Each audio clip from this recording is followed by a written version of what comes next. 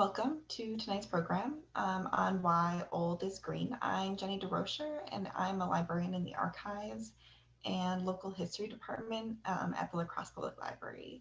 Tonight, we're excited to welcome Natalie Heneghan from Rethos, a nonprofit in St. Paul that works nationwide to reuse buildings and promote community vitality. Natalie develops workshops that teach homeowners and DIYers about building rehabilitation and maintenance. Driven by a commitment to making rehab more accessible and less daunting, Natalie creates experiences that help people take care of the places they love. Tonight, Natalie will break down the hows and whys of sustainability in homes. Her presentation will break down the hows and whys of sustainability in homes. Um, her, her presentation will open a discussion about sustainability as it relates to materials, community, and quality of life. You'll learn how old homes can adapt to change and reduce cost of living, and you'll get a thorough introduction to traditional building materials, good design, and energy efficiency. Before I turn things over to Natalie, I would like to acknowledge that in my own historic home now, I occupy the ancestral lands of the Ho-Chunk, who have stewarded this land since time immemorial. And because I am from the Archives and Local History Department, I would like to contextualize that and explain it a little bit further before we continue on to the program. So the city of La Crosse occupies land that was once a prairie that was home to a band of Ho-Chunk. In 1830, President Andrew Jackson signed the Indian Removal Act, an attempt to forcibly and often violently remove Indigenous peoples from their ancestral lands located here east of the Mississippi River to occupied territory west of the river. Throughout the 1830s and 1840s, the federal government conducted a series of 6 attempts to forcibly remove local Ho-Chunk by steamboat via the Mississippi River to reservations in Iowa, Minnesota, South Dakota, and finally to Nebraska. The historic steamboat landing where that took place is now Spence Park in downtown La Crosse, which is just across the street from the Charmant and right near the entrance to Riverside Park. So despite those forced removals, many of La Crosse's Ho-Chunk found their way back to their homeland, and eventually the federal and local governments moved on to new strategies to eradicate Indigenous folks and culture from the newly established United States of America. So tonight, as you become inspired to think about the history of your home, please consider the history of the land that your home occupies as well. Okay, so now I will turn everything over to Natalie. Thanks, Natalie. Thank you, Jenny. I appreciate it. Thanks for that great introduction. And thank you everyone for joining tonight. This is an awesome group. So before I share my screen, I'm encouraged to invite you all to share in the chat here. If you live in an older house, actually it doesn't even matter if it's an older historic house. I want to know what age your house is. We're talking about houses that are historic homes, old homes, aging homes, existing homes. So I'm curious, what's behind the house you live in. And maybe too, if you are, I'm presuming most folks are from La Crosse, as Jenny mentioned. I'm here in St. Paul, Minnesota, but I am a born and bred Wisconsinite. So if you care to share your location, that would be awesome too, and it helps me to understand where folks are coming from and the kinds of places they're living in. And I will then share my screen here as the years start filing in. So I see 1920s, 1914, 1950, 1870, 1884. Awesome. I'm in a 1911 duplex in St. Paul here. So cool to see these streaming in. A lot of people ask what old means, how do we define old? How do we define historic? And the kinds of houses a renovated 1896 church, cool. A lot of times, or a lot of the information I'll be sharing today is in reference to buildings that are built roughly before 1970, and lots of things happened in the middle of the 20th century that we'll talk about in terms of how we used materials and how we sourced our materials that built our homes, that caused sort of how their operation and their sustainability, their inherent sustainability, to change. I'm kind of radical in the sense, though, that I think every existing building should stay standing and reused to some degree, whether that's the materials, the component materials reused in a different way, or the building itself used for something different altogether.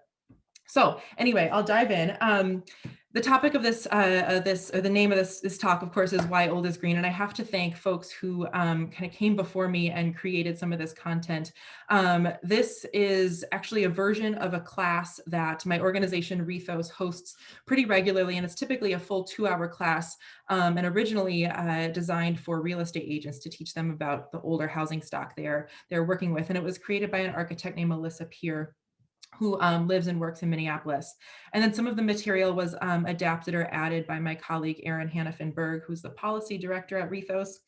And a lot of the information that I've added comes from a report called The Greenest Building is the One Already Built, which was a report published originally by the National Trust for Historic Preservation. And this is sort of like the seminal piece that made very clear data-based connections between building reuse and preservation and sustainability. And it is true, it proved the greenest building is the one already built. So I'd like to just introduce my organization, Rethos, here. And if I can change the slide, there we go. So as Jenny mentioned, Rethos is an organization. We're based in St. Paul, but we work all over the country, actually, primarily in Minnesota and into Wisconsin just a bit. We have regional offices throughout the state of Minnesota, including one in Winona. And our goal is to help individuals and communities and neighborhoods take good care of the places they love and reuse the buildings that they live in, that they work in, that they play in, all of that. So you can see, I hope you can see on, these are scenes from our website, the 4 key areas in which we do our work. So first is education, and that's my realm. I'm the education manager at Rethos, and I'll talk a bit more about that.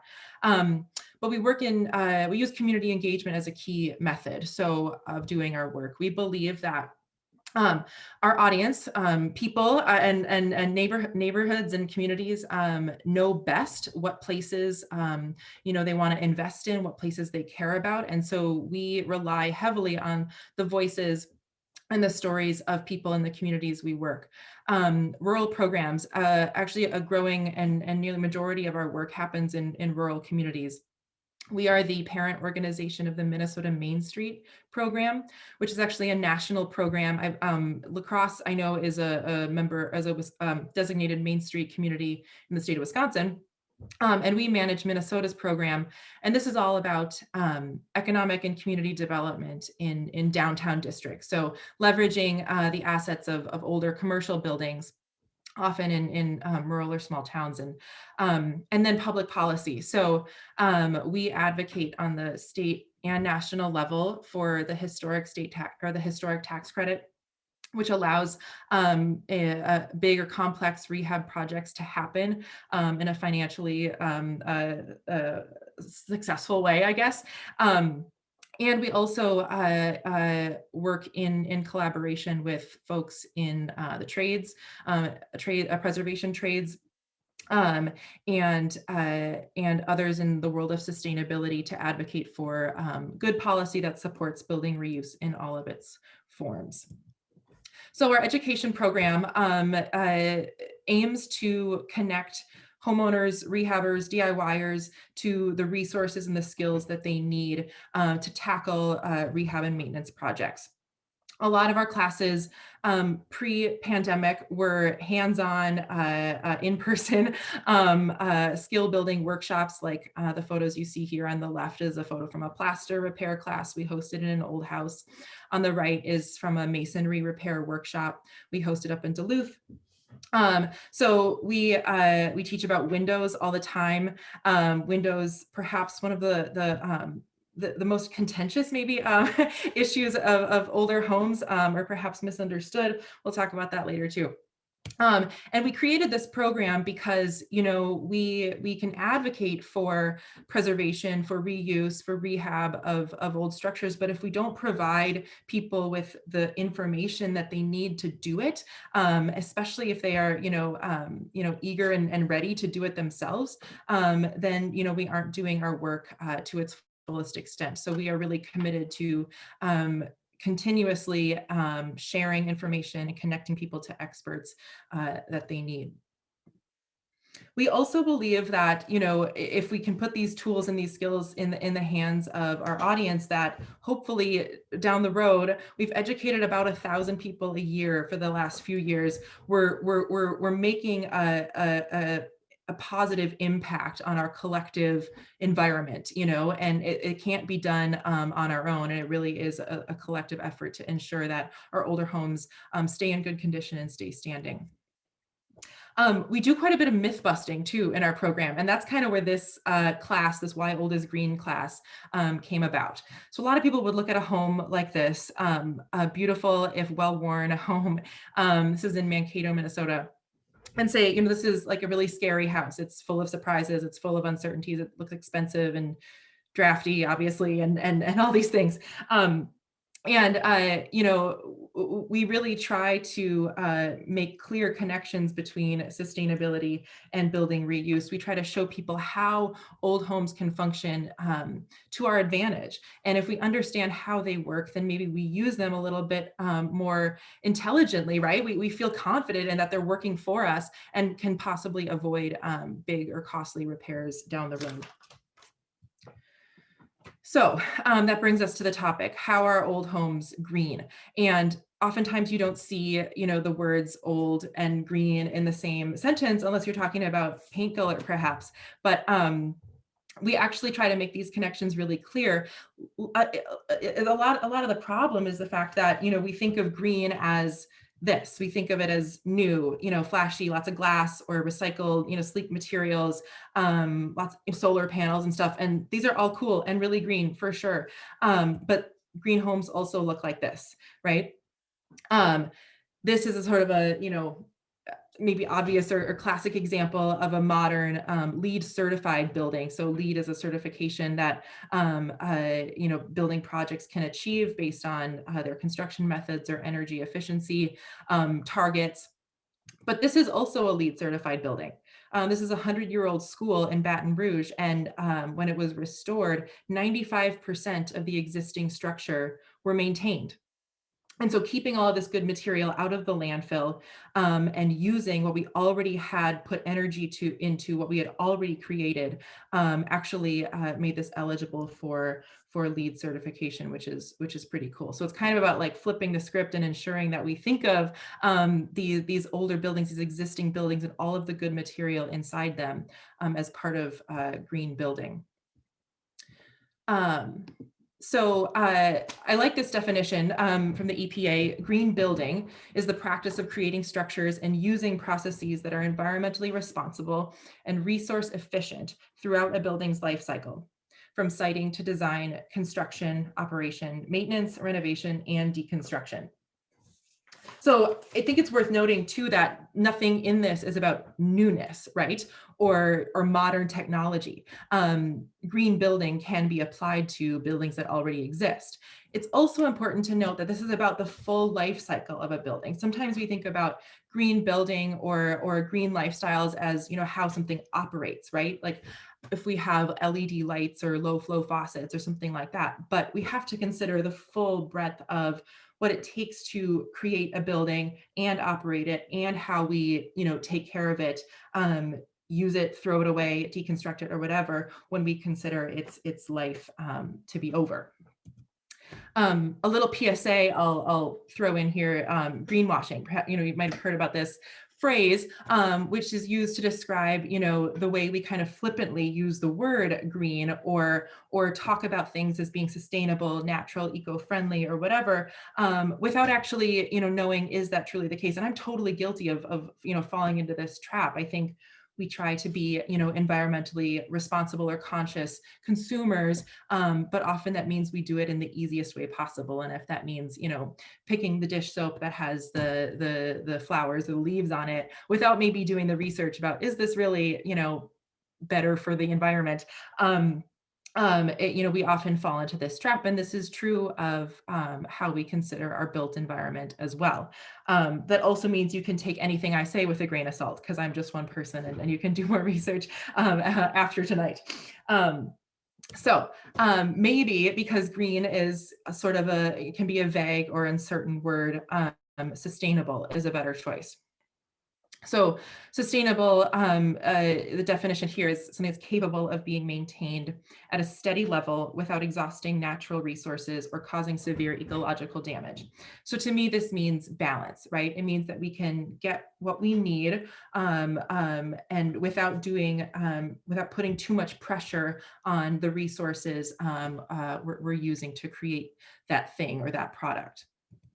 I also like this definition of sustainable development, which meets the needs of the present without compromising the ability of future generations to meet their own needs. So again, considering what we need in this moment without kicking the can down the road and creating something, a process or a product that people in the future will have to deal with, whether that's the actual material waste, the pollution, or whatever is created from doing that thing. I like this article that was published a couple of years ago. The headline reads, "We recycle bottles, why don't we recycle buildings?" And the answer is obvious. It's a lot harder to do that. But I like the comparison. I like the challenge in a way, because we've normalized recycling paper, glass, bottle, all of those things, but we don't apply that same principle to the biggest and most energy heavy product that we have, are buildings, right? And so what if we could look at a project like this as a restoration of an 1850s cottage in St. Paul, as an act of reuse, an act of recycling, and something that could be normal, or as obvious a choice as throwing our bottle in the right recycling bin. And what if we looked at something like this as the act that it really is, which is throwing tons, literally tons of material in the trash can? A quote that I really like from that article that I mentioned is, "A building can only be considered truly sustainable if it remains in use for long enough to justify the resources invested in its creation." Again, thinking about that full life cycle of a product, of a building, and it's our responsibility to consider what happens, after we're done with a thing, right? This points to the concept of embodied energy, and this is something that folks in preservation and building reuse are talking about more and more. That was sort of fueled by that that study that I mentioned at the beginning. The greenest building is the one already built, and this is a key concept in understanding that whole idea. Embodied energy is the energy used in the whole process of a building. So this includes the extraction of materials, of raw materials, processing those materials, manufacturing them, transporting materials, component parts to a site, and assembling them. So if you think about that, it takes a lot of time and money and resources just to get a building to its opening day, right? You see the fact here on the bottom, it takes about 20 years of a typical building's 100-year operation to offset the energy expenditure of its construction. You'll hear some preservationists or folks, dealing with building reuse talk about the idea that old buildings have already paid off their carbon debt. So they've been around long enough and they've been useful enough to justify that initial upfront expense and expenditure of resources.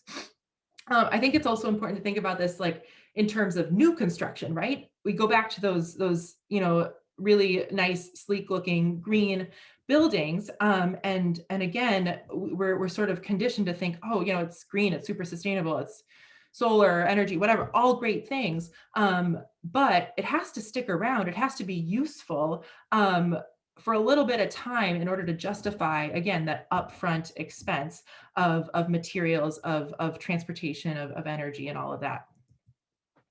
I like this this way of thinking about it too, because if you look here, I don't know if you can see my cursor here, but once a building is considered to be done being useful, and we put it in the trash, it ends up right here, and the cycle is stopped, right? So if we can consider all of the different ways we can keep a building in use, whether as is or whether that's taking its component parts and putting them back into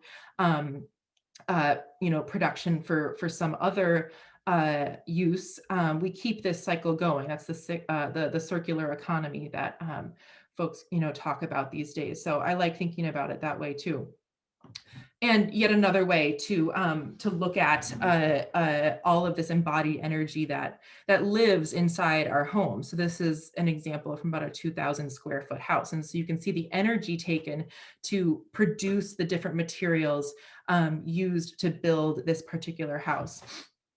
I'll point your attention to, at the bottom here, they've measured, and this is an image from the greenest building report. A lot of the graphics in here are.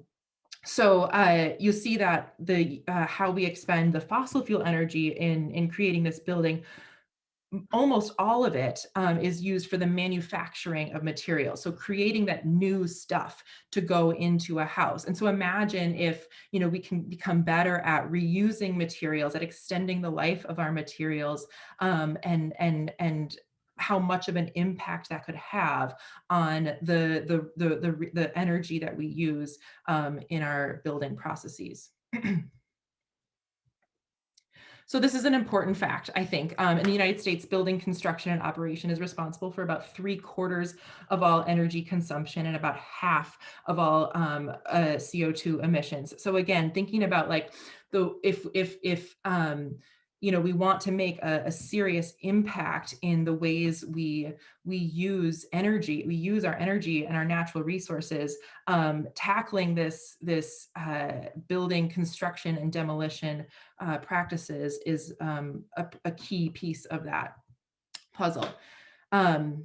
And this is a pressing issue, and it's more pressing as time goes on.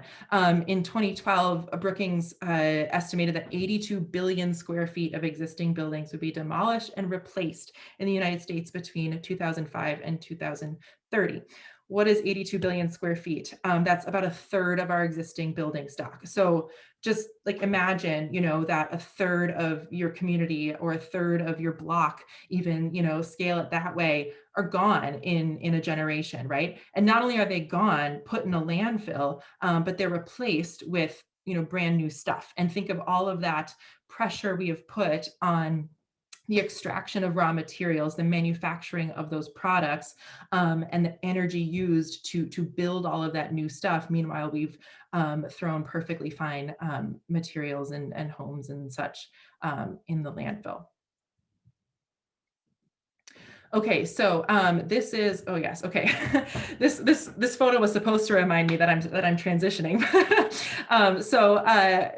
We've talked a little bit about these larger issues and the ways we can adjust perceptions or attitudes towards what we already have around us, right? The old buildings that exist, the value, the energy that already lives inside them. But I want to zoom in a bit then on our own homes, right? And how we live in our own homes. Again, a lot of people, I work directly with homeowners and rehabbers and people, considering buying an old house and all of the concerns that go along with that, purchase or with that choice. And I think, it's really valuable that we can sort of break down what's going on in these older houses, how they function, and how we can truly live, a sustainable, environmentally conscious life in these older homes.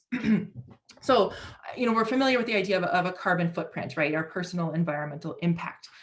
You can go online to one of these sites and measure your own carbon footprint. And I think when I was first understanding what this all was, you think about the gas that you put in your car, you think about how much trash you might create or whatever. But how we use our home, how we take advantage of the materials that already make it up, and how we make choices about prolonging the life of our home. They all, have a role in our carbon footprint on that impact.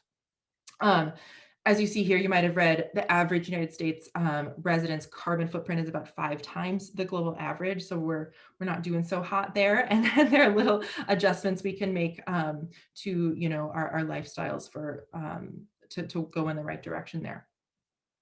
When we talk about maintaining or stewarding an older home, a lot of times we talk about resilience, the idea of resilience. So how can our house adapt or respond to future changes that put the least pressure on our existing resources, energy, and on our budgets too? More specifically, are the materials that we use to create our homes, the materials that have been used to create our houses, are they repairable or are they replaceable? Of course, we live in an era of planned obsolescence, and a lot of new products going into newer homes were built just like our smartphones were, not to be repaired, but to be, traded in or replaced as soon as one little thing goes wrong, because that's just how things go now. But old houses were not built this way. Alyssa Peer, the architect I mentioned, who created sort of the first version of this class, likes to ask this question: what does old know? Again, I've said it a couple times, people, a lot of folks, myself included, like, we get scared. Old houses seem daunting, and there's like lots of potential issues, and it's full of surprises, and you walk in like, who knows what could happen next, right? Well, that's not entirely true. Because old homes have histories, they have stories, and they have clues. They have physical clues to what has, what structural, what, aesthetic things have happened over time, and what might happen in the future. I added this particular photo because this is from a house in St. Peter, Minnesota, that served as a site where we did some videos, demonstration videos, and virtual programs in the past year as part of our education program. And our instructor, Laura, stood at this corner of the house and recorded some videos. She did some videos of a conditions assessment of this home. And she stood at this corner of the house and for about like 6 or 8 minutes recorded herself just talking about what she was observing and what she learned just from like checking out this corner of the porch. And so she noticed, and unfortunately it's out of view of this particular photo, but most of the problems that you can see here too were caused by water management issues, primarily the fact that the gutter was improperly installed, excuse me. So that led to really moist, soft, soil down here, leading to some cracking. It led to some of the paint issues that led to the wood rot. So just from this vantage point, she could identify all sorts of issues that were cropping up in this house, some which needed some immediate attention and others which could be, tackled like in a 5-year plan. So an old home, as you see here, it's defined, right? It has settled on its property. A new house that you build on fresh soil, it's going to take about 10 years, right, for it to get in its place. And who knows where the cracks are going to emerge. Nobody walks into a brand new house, and gets a punch list of like, here are the problems you're going to face, in the next 10 years. But an old house actually gives you some indication of what you might be facing.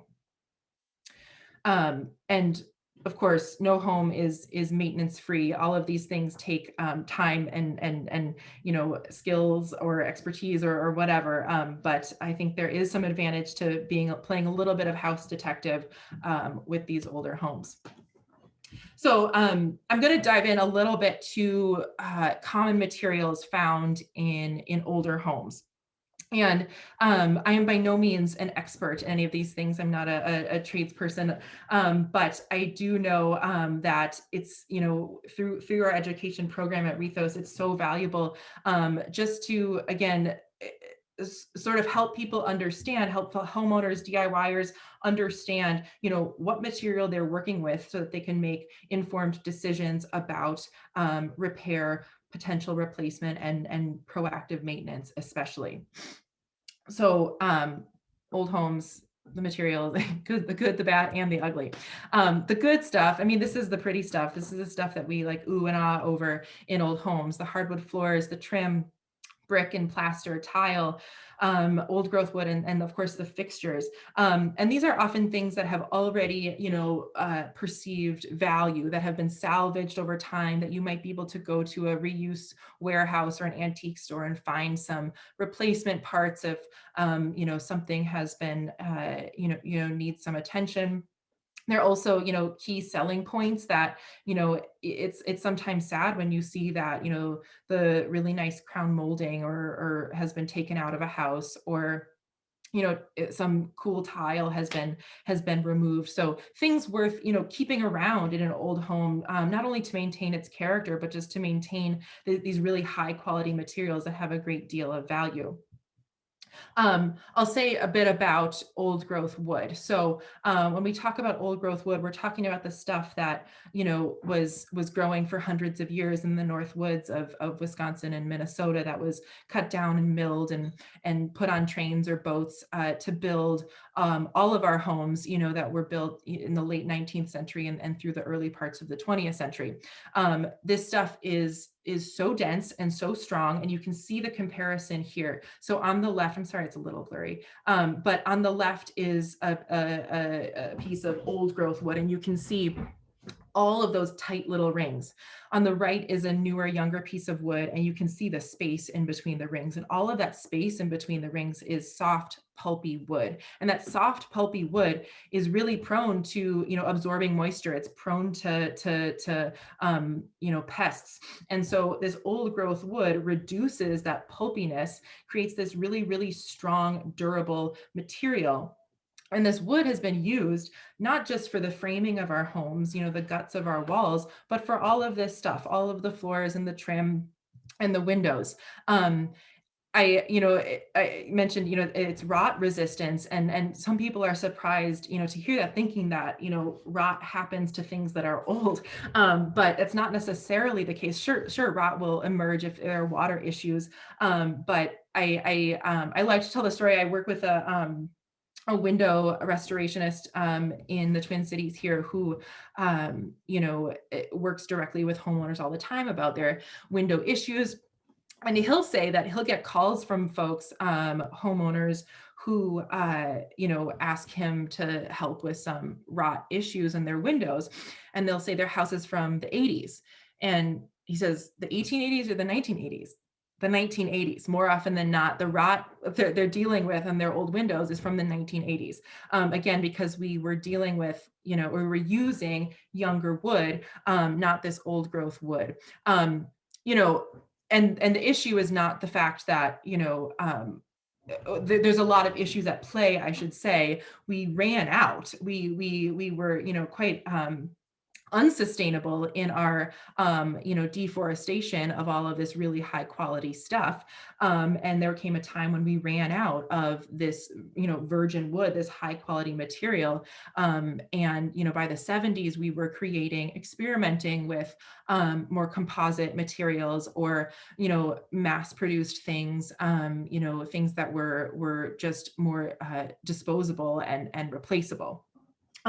So I just think that's an interesting point, that, this old growth wood that we find in a lot of our homes really has stood the test of time. And if we take good care of it, will last us for much longer.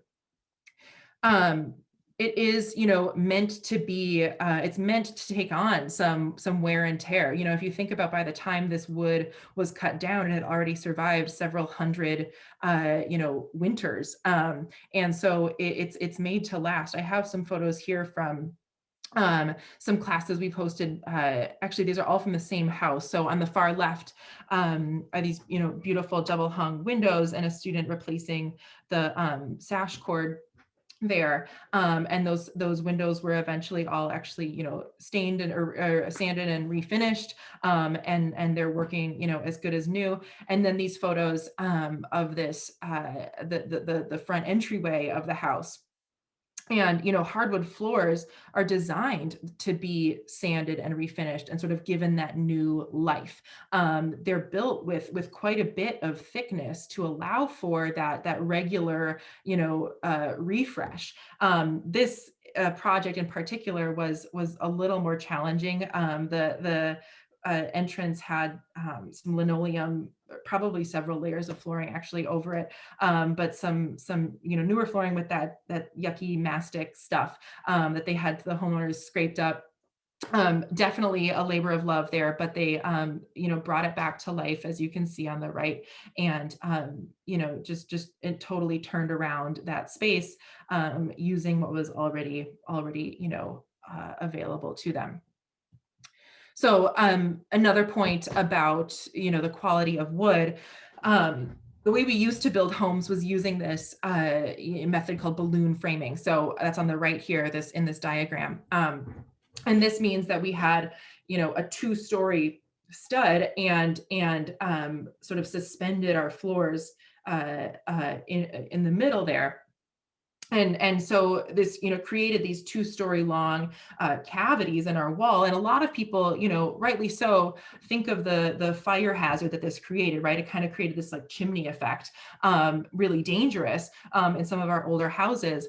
And, some people think that's why we moved away from balloon framing and towards platform framing on the left here, where you just had a 1-story stud and you built 1 floor at a time, essentially. But the real reason we actually moved away from balloon framing was because we simply didn't have wood long enough or durable enough, straight enough to build those 2-story, to make that, to reach those full 2 stories. So even today, you go to a hardware store and you try to find a straight 2x4, and it's really, really difficult because the quality of wood we're using has so severely decreased, and the mass production has just meant the quality and the reliability of the wood we're using now is just not nearly what we used to have access to. And here is just a visual break of this beautiful woodwork in this gorgeous home. And I want you all to take a moment and consider what it would be like if all of this were thrown in the trash. And that's why we're here learning today about why it's so important to keep this stuff standing. All right. So the good, that was the good, the bad. Again, I mentioned, I feel like a lot of my job, or a lot of my conversations are around myth busting, right? And trying to contextualize different issues. And a lot of these issues, asbestos, lead, radon, mold, they are bad things, right? They can be really bad. But we do have the resources and we do have the expertise out there to take care of these things. We actually created a full 2-hour class exclusively about asbestos, lead, and radon this past year. So obviously there's a lot of concern, a lot of questions about these things. But again, the more we can understand why they were used, why they were put in place, and how we can take care of them, the better equipped we are to move forward safely in our homes. So asbestos, often used as a fireproofer, but often seen in our old homes in, siding and floor tiles, or as insulation around, pipes, like as you see in this photo. It's fine in place like this, but if agitated, if it creates dust or flakes like that, that's when it gets really dangerous. The best course of action, like a lot of these things, get an expert in the house to test it and abate it. Usually these things can be done, pretty affordably and pretty quickly. And lead, is another issue we see in lead pipes, but often in lead paint in houses before about 1978 when it was banned. And lead paint, similarly, like in place, it's not going to harm you. If agitated, it can become an issue.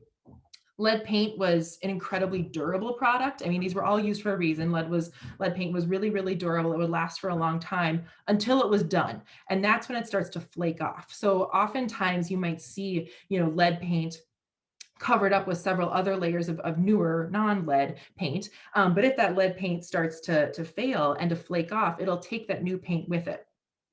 I have never tried it, but lead paint chips taste kind of sweet. And this is why it's an issue for kids, because, it really can be dangerous if ingested. The other point to make here is the fact that, again, if lead paint appears in an area where there's friction, like a painted window moving up and down, or a painted door frame or something, it can create lead dust particles, and then it can get into your system, and that's dangerous. It is possible though, with the right equipment, with the right safety equipment, and with the right procedures in place, that you can safely remove lead paint from your windows, from your trim or whatever. There are tons of resources out there to help get homeowners just like you through the process, and it can be done safely and effectively. So radon, again, one of these things that people assume is an old house issue, but happens in all kinds of houses. So do your due diligence, get a meter, and you're good to go. Oops, sorry. Mold, the last thing I'll say about the bad. Mold, again, some of these issues perceived to be an old house issue. And with poor water management, sure, it can be. But if we compare, say, plaster walls to modern sheetrock, plaster is actually a much worse source of food for mold, whereas sheetrock, which is gypsum board with just paper on either side, is actually really good at holding in that moisture and creating a welcome environment for mold. So again, and things that our old houses can tell us about if we pay attention.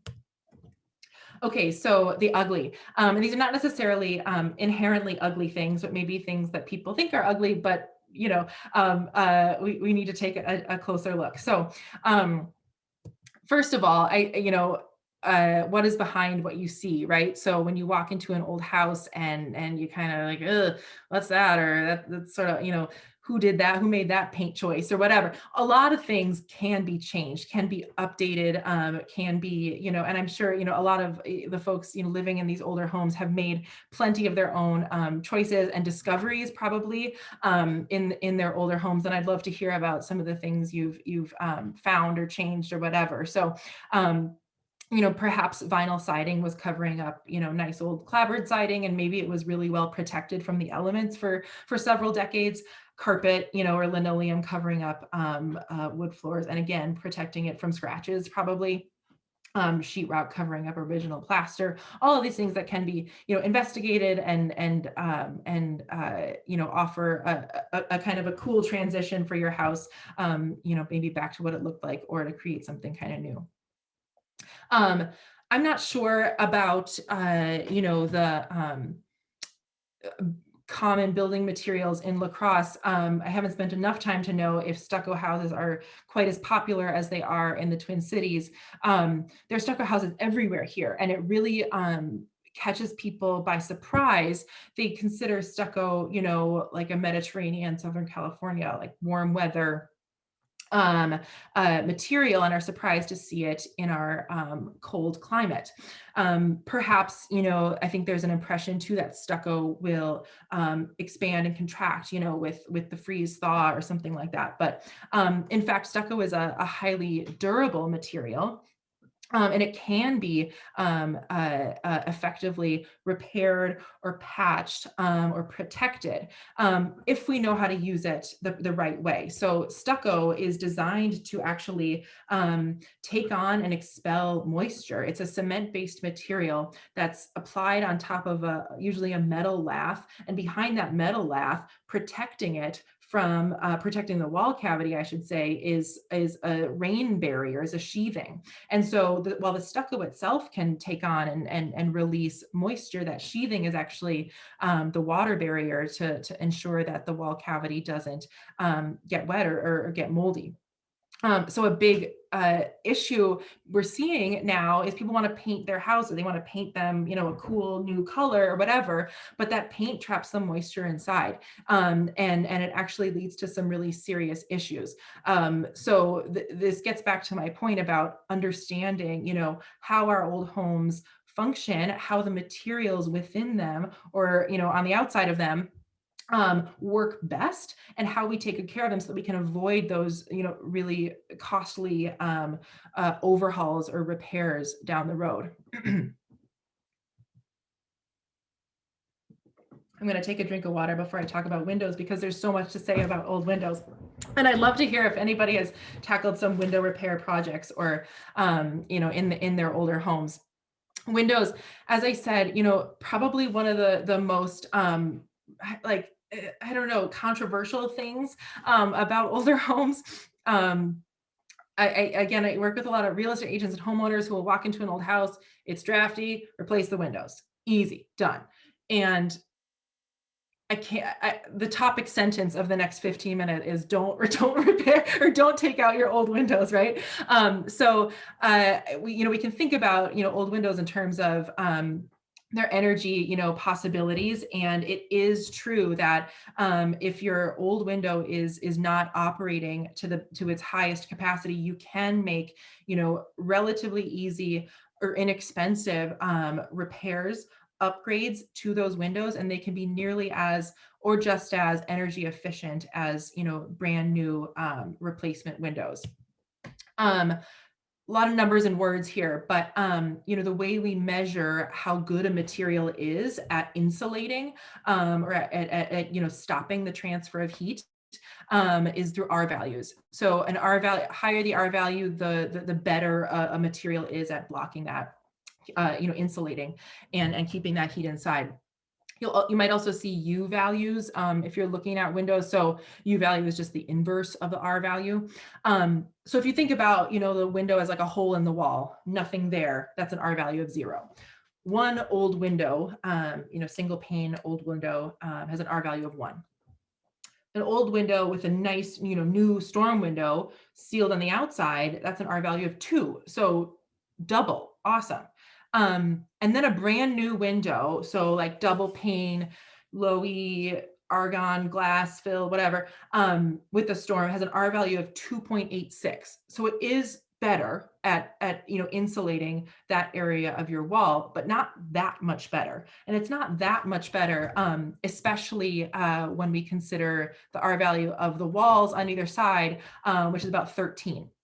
So when you think about it, our windows are always going to be holes in the wall. And because we like natural light and fresh air, we keep the windows around. But there's no possible kind of glass or type of window that can do as good a job of insulating that part of the wall as a well-insulated wall. And this is an okay thing, because windows actually only make up about 15% of our total building envelope. So actually we lose very little energy through the windows themselves, and more so through cracks or through our attics if poorly insulated, right?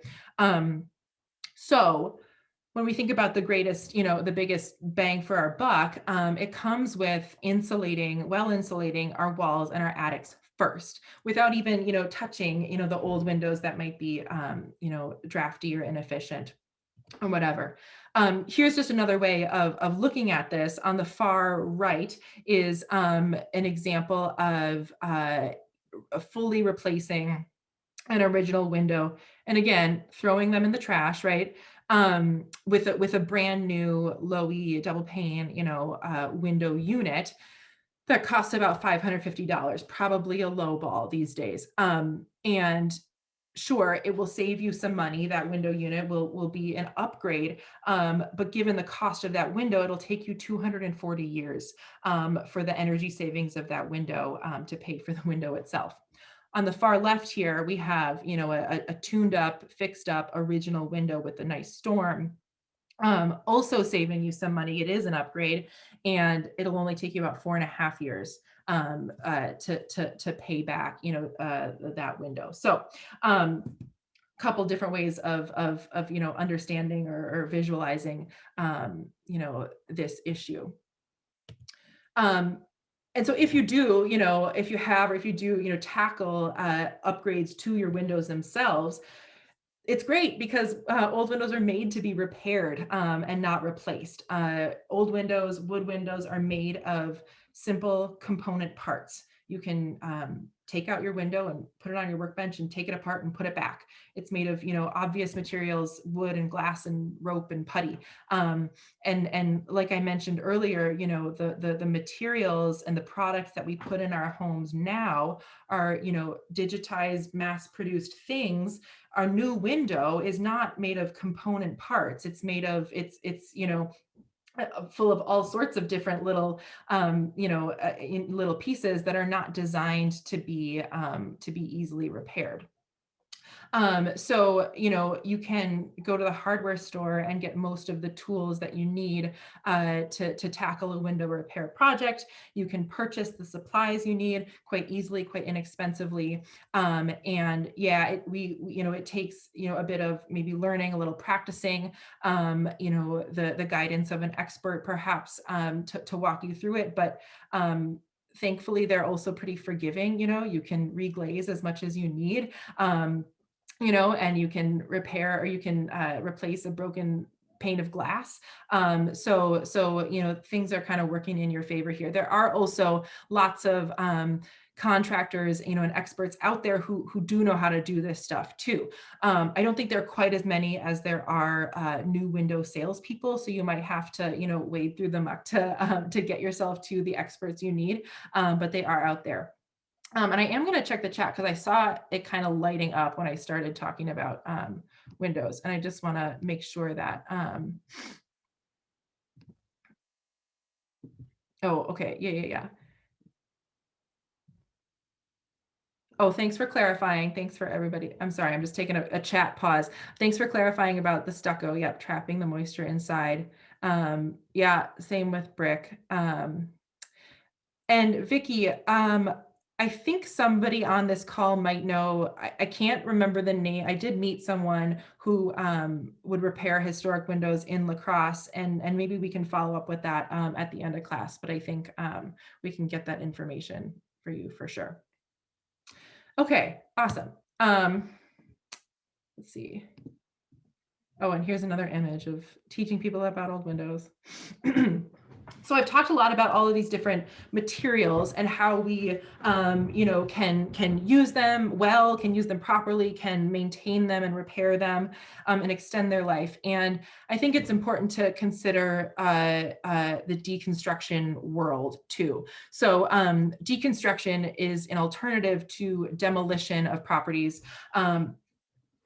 That's a more methodical approach to actually, taking apart a building or a part of a building and using, reusing, or recycling as much of the material within it as possible.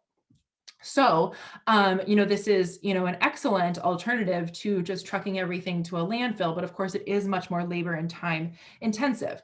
So it requires a good deal of, political and public interest in making this a priority, and, at times financial resources or incentives. So, Portland, Oregon, I wanted to share as an example. They are kind of leading the charge nationally in the world of deconstruction. In 2016, they established an ordinance citywide that if any home older than 100 years was slated to be demolished, it actually had to be deconstructed.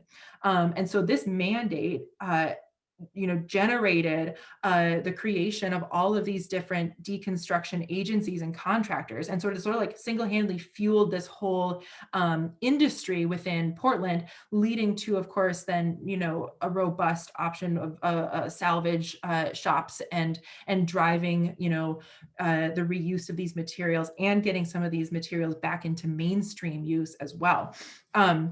And it's like a rolling deadline. So now in 2021, now homes that are older than 1921 have to be deconstructed instead of demolished. So kind of a cool example there. And then closer to home in Hennepin County, where Minneapolis is, for another example, they just established a deconstruction grant program.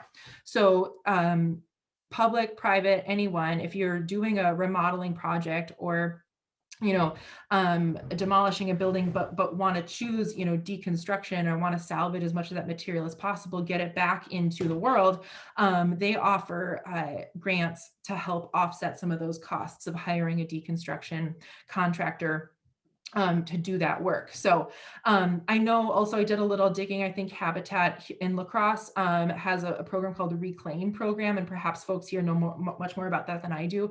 But that will, you know, they want your materials if you're tearing stuff out or tearing stuff down, and we'll put them back into into use in their, restore warehouse or in other projects.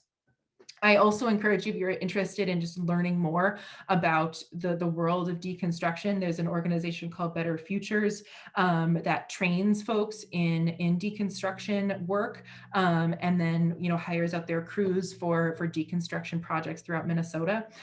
Build Reuse is a national organization focused on making deconstruction a more mainstream go-to practice, and advocating for good policy, working on educating folks around around deconstruction. So I think that's a really important piece of this puzzle. If not every building can truly be saved in place, perhaps the pieces that make it up can be saved and reused.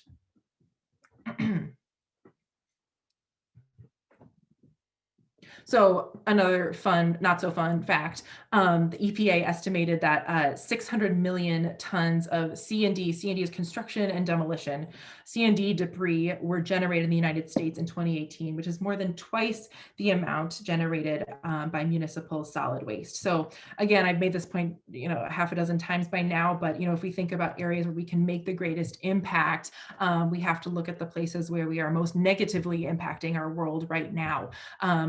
Construction and demolition is the largest single source of waste that we're putting into our landfills. And if we can divert as much of that, good quality material back into mainstream use, we can have a pretty solid impact.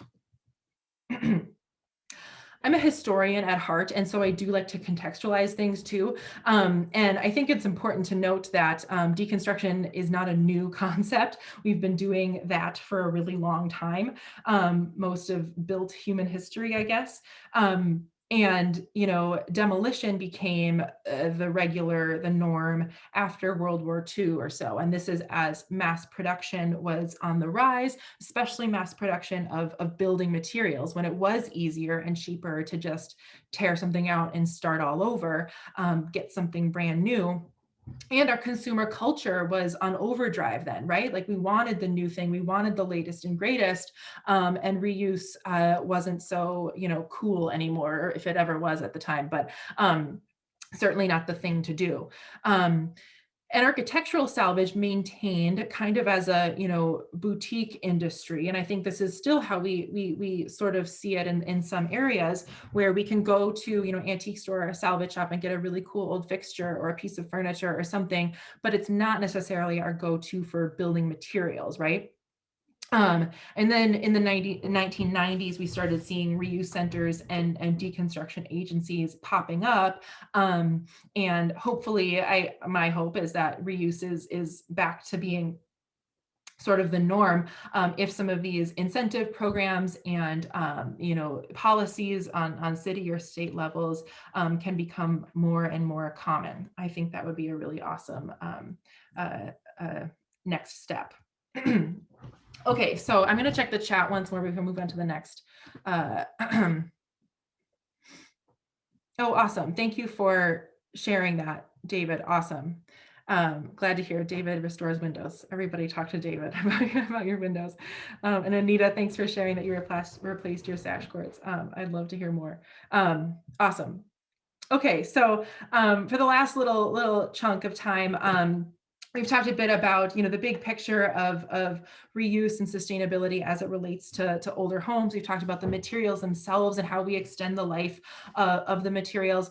And then I want to say a bit about design. So how we use our space as a whole, and what does that have to do with sustainability? So I like this quote on the next slide, once I get to the next slide. If you think good design is expensive, you should look at the cost of bad design. So as we think about, again, like being resilient and adaptable, are we surrounding ourselves with products, with even processes that require a redo every few years, right? Or are we investing in things that have are made with quality materials and good design and will actually last us if we take good care of them and engage in ongoing repairs or smaller projects. So one piece of design is size, right? How much size are we actually taking up? And bigger is not necessarily better. Although in a lot of ways in our society, we have been told that, right? And we see a lot of, I know, family sizes change and life changes happens for sure, but I think we see a lot more and more lately people, adding on rooms in their house for a very specific purpose, or tearing down and starting all over just to have a bigger space, not necessarily a better space. So this is all about like how we actually lay out our homes and use them efficiently and make the most of the space that we have. Older homes often, are equipped with unfinished basements and attics, which can be used in a variety of ways for storage, for, expansion of finished spaces. A basement doesn't have to look pretty, but can serve, a heck of a lot of purposes to make our lives on our main floors a little bit more comfortable. It's important to note that from 1975 to 2002, the average home size in the United States increased 38%. And I don't have the data, but I am fairly confident that the average family size in the United States in this time period decreased. So it wasn't necessarily that we had more humans we needed to fit into the average home. This resulted in the use of 3 times the amount of construction materials, right? And of course, this is at a period when we were not reusing materials. All of this stuff was brand new, was mass produced, and put serious strain on our natural resources. And to sort of set this expectation, right, for what a comfortable home, should be. I'm a big fan of the blog called McMansion Hell, and it's written by a really smart, really funny architectural historian by the name of Kate Wagner. And she wrote this article called "The Case for Rooms" that was making the rounds a couple of years ago. She says, it's time to end the tyranny of open concept interior design. And I don't want to get in any fights about open floor plans. That's definitely a fad. It has been for a long time. And I understand some of the social and cultural phenomenons that create this desire for a main shared space in a home where the kitchen, eating area, living space are all kind of all in one. But if you check out this article, she actually makes a really interesting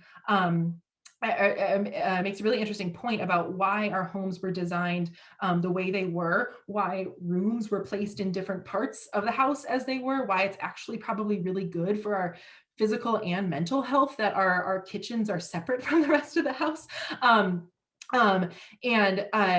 She also makes the point that as we got more and more used to having living and eating space all in one, in larger homes, this actually created a trend of creating separate rooms that kind of served the same purpose, like a man cave or like mess kitchens, like separate spaces, literally just for the purpose of having your own space with walls, right? And how many of us need 4 rooms with a couch and a TV, right? It's all about how we use our space to its greatest advantage, and maybe that best advantage isn't having it all be in one room. I don't know. Anyway, check out the article and follow McMansion Hell. It's pretty funny for any architectural nerds, as I might call myself. Okay, so the next element of design is site, and this is kind of really interesting to me. This is all about where our house is placed on our property and how we make the most of the natural world around us. And if for those in these older houses, how do we make use of the inherently sustainable design elements of the house itself? This is where we talk about the idea of passive energy, right? I like to remind myself and others that people in 1920, say, were no more fond of the hot and humid days than we were, and just like us, they liked to return to, a warm and toasty house on a cold winter day, and they just took advantage of the things they had at their disposal without mechanized heating or cooling systems. And some of those things were like trees. So, they plant deciduous trees near windows or in logical spots around our house so that when they leaf out in the summertime, they offer shade. And then when they lose their leaves in the winter, you get that solar gain, that nice warm feeling on your wood floors, right, in the wintertime. They also placed them so that they would maximize breezes. They built awnings and deep porches or recessed entries to keep parts of the house shaded. Perhaps your house has like has two doors in your front entryway, right?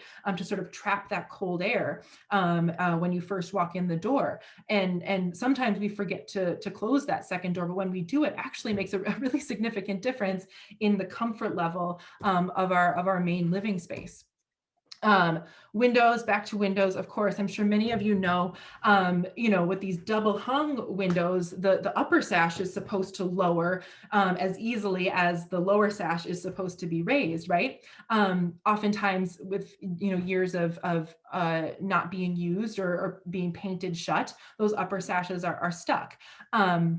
But heat rises. And so these windows were designed to be, open from both ends so that hot air could escape through the top and fresh, cool air could come in through the bottom. So all of these ways that, don't require an on and off switch, but are pretty simple ways of naturally heating or cooling our homes.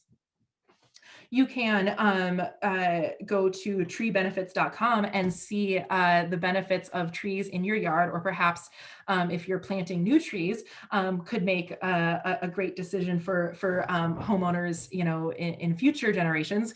I don't know if the emerald ash borer is wreaking havoc in La Crosse as it is on my block in my neighborhood, but as we make choices, right, about we have an opportunity in a way, as all of these, beautiful big trees are being cut down, to plant something that really has a nice cooling effect on our homes in the future. Landscaping too is important, right? So on the far left here, you see the usual grass that is on a lot of our lawns with these teeny tiny roots, which make them super susceptible to drought. And when we consider how we create a sustainable lifestyle in our homes, it's not just our four walls, but the whole, our whole property, our whole surroundings. And, we might feel that, the way we're using a house is incredibly sustainable. But if we're watering our lawn, every other day, what does that mean for the overall impact of our life in that space? The rest of these, are say natural grasses or prairie grasses or wildflowers with incredibly deep roots that are much more resilient and don't require ongoing monitoring or watering. So, when we talk about all of these things, it's about, how does it all add up, right? And are we just talking about our energy bills, or are we talking about, all of these different points? So, when we think of transportation, right, like what does it take to, get ourselves from our house to our normal activities? The heating and cooling and energy bills, all of that adds up. Upkeep and maintenance, right? So again, are we investing up front in higher quality materials and things that can be repaired, things that can be, consistently taken care of and not required to be replaced over time? The cost of living is, of course, the cost of our time and our money. So all of these things, I think, are part of how we measure a sustainable life in our homes. home energy audits, I just wanted to throw this in there because this is actually a really easy first step. If you haven't had one done on your house, to identify those low-hanging fruit, those places for improvement, especially as winter churns on. So I, again, did a little research in La Crosse. The city offers home energy assessments with some recommended contractors, and perhaps some of you have taken advantage of that. And you get, maybe a low flow faucet, or like a, whatchamacallit, little, oh my gosh, I'm forgetting the name of those things you put on the base of your door to sort of seal the crack. Little things like that. Often they're, free or included with the energy audit, and they'll identify, where you're having the most leaks, where are places for further, investigation or for further work. And often, there's a cost attached to it, but often there's financial assistance associated, based on, income levels. So it's a great option to pursue if you want to, just boost the comfort level and maybe save yourself a few bucks down the road. I wanted to throw a couple other resources on this page. In a couple weeks, as the third session in this series, I'm speaking on a panel with a couple other folks exclusively about resources for homeowners. So where do you go for information, for expertise, for materials, all that sort of thing. But just based on what we've talked about today, I just wanted to put some things in front of you, and I'm happy if there's ever a way I can maybe throw some links in the chat after this too. But I wanted to put in writing the report that I mentioned. The greenest building is the one already built. This is, again, a big ongoing research project from the National Trust for Historic Preservation. It's actually out of their group called the Preservation Green Lab. So you can look them up and find all sorts of different reports that they've compiled that, again, make these connections between sustainability in the environment and building reuse. I mentioned in La Crosse the Habitat for Humanity Reclaim program. If you're interested in salvaging some materials from home remodel or projects. And then again, if you're interested in just sort of exploring like what other organizations are out there working in the reuse industries, deconstruction, salvage, both reuse MN and build reuse, which I mentioned earlier, are sort of consortiums of organizations, and both have pretty robust websites with lists of their member orgs and their upcoming events and resources and places to go for more information. So I highly encourage checking out those places. So I think, oh yeah, that's what I have. So I'm gonna stop sharing and check the chat and make sure that I can answer any questions. Oh, great. Somebody else is a McMansion Health fan. Awesome. I appreciate that. Sleeping portion in the back of the house. Cool. Yep. Yeah. Yeah. Oh, thanks, Vicki, for mentioning that. Okay, so I that was a point I wanted to make. Shrubbery and the plant life that you have around your house, right? It's important both to make sure they're not too close to your house so that any moisture isn't like wicking back up onto your wall surface or creating water infiltration issues, but they can help with the proper landscaping and the right plants, move water away from your house, which is always the goal. Tiffany, Minneapolis and St. Paul, they do keep track of demolition waste, and there's actually a working group that the Minnesota Pollution Control Agency established all about sustainable building, and it's been going on for about 3 years, and so I know they've been doing a lot of tracking and developing of plans and goals for the future, and so I can maybe I can spend some time digging up. I would first search Minnesota Pollution Control Agency and the Sustainable Building Work Group. That would be a good place to go.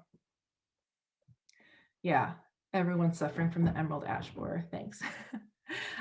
So I know we have a bit of time left, so I'm happy to answer any other questions, or if anybody has resources to share. I'm always interested in expanding my knowledge of all of this stuff too. So yeah, thank you. Thanks everyone for your attention and participation. I appreciate it.